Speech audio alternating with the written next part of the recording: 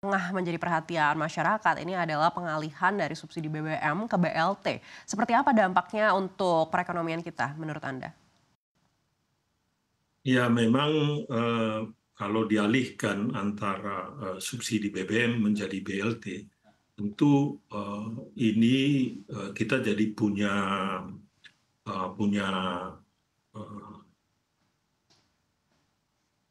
punya anggaran tambahan yang bisa dialokasikan ke tempat yang benar, ya. Jadi seperti yang kita tahu semua, kita sudah sering menyatakan subsidi BBM kita ini ada juga yang salah sasaran.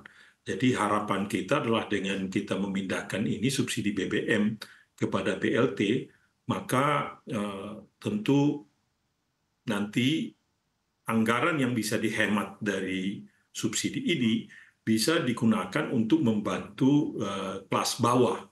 Tetapi demikian juga, kalau boleh kami usulkan juga sebetulnya, ini juga bisa dipakai juga untuk membantu sektor-sektor yang padat kerja, ya, padat tenaga kerja, sehingga kita mendorong sektor-sektor yang industri padat kerja, apakah itu industri garment contohnya, industri pariwisata, dan juga mungkin industri perumahan yang bisa menciptakan lapangan kerja dan juga pada saat yang sama existing pekerja ini, pekerja-pekerja yang sudah bekerja di situ, mereka tetap bisa mempertahankan lapangan kerja tersebut. Jadi dibagi, satu kita harus berikan memang ke kelas bawah, ya. Jadi sebagian di kelas bawah, tapi seperti yang kita tahu kelas menengah itu pun perlu diperhatikan. Dan ini yang kami katakan tadi, perlu dialokasikan sebagian untuk merevitalisasi sektor-sektor padat kerja ini. Nah, itu yang mungkin yang harus dilakukan dengan perubahan subsidi BBM ini. Baik, tapi menurut Anda yang paling tepat itu bentuk insentif seperti apa, Pak Raden? Apakah berupa BLT sekali lagi atau mungkin insentif ke sektor-sektor tertentu? Jadi harus lakukan dua-duanya. BLT dilakukan kepada kelompok yang paling miskin. Karena dengan demikian mereka akan tertolong tentunya, ya. Misalkan kalau kita bisa hemat katakan 150 lah katakan. Ya, 50 itu bisa dibuat ke BLT, ya. 100 lagi bisa kita pakai untuk merevitalisasi sektor-sektor yang saya katakan tadi. Sektor-sektor yang padat karya, yang akhirnya mereka bisa memberikan lapangan pekerjaan yang layak. Karena sebetulnya tujuan kita yang paling utama adalah bukan membantu BLT terus, tetapi adalah paling bagus kalau kita bisa menyediakan lapangan kerja sehingga masyarakat kita ini mempunyai pekerjaan dan mempunyai income yang tetap. Itu yang paling penting sebetulnya.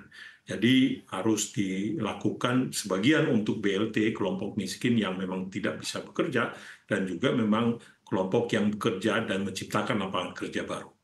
Baik, tapi seperti apa dampak jangka panjangnya Pak Raden untuk BLT bagi kaum menengah bawah ini begitu? Apakah ini justru Nah, menciptakan ketergantungan pada pemerintah?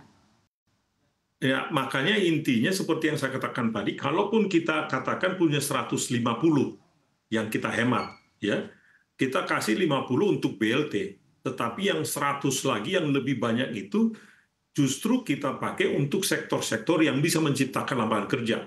Yang nantinya ujungnya orang tidak perlu mendapatkan BLT lagi kalau semua sudah mendapatkan pekerjaan yang baik, ya, dan mereka mendapatkan income dari situ.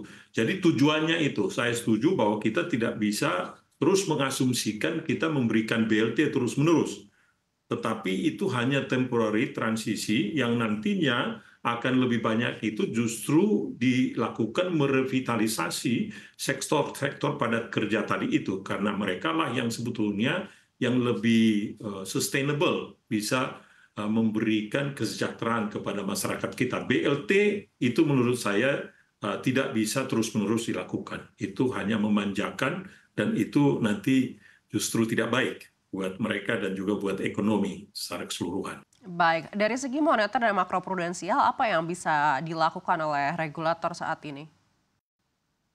Nah, dari sisi moneter, ya, sebetulnya kita lihat makroprudensial bisa saja mereka turunkan lagi GWM, Tapi kan kalau kita lihat sekarang, sebetulnya likuiditas di market, di bank juga memadai.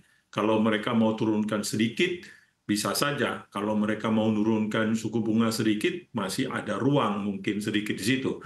Tetapi yang paling penting sebetulnya mungkin seperti yang saya katakan tadi, bagaimana supaya efektivitas dari sisi belanja pemerintah juga penting. Jadi fiskal dan moneter, dua-duanya harus bekerja bersamaan. Nah, seperti yang saya katakan tadi, kelihatannya ada belanja pemerintah yang relatif lebih lambat dibandingkan dengan tahun sebelumnya. Nah, itu yang mungkin perlu dibenahi.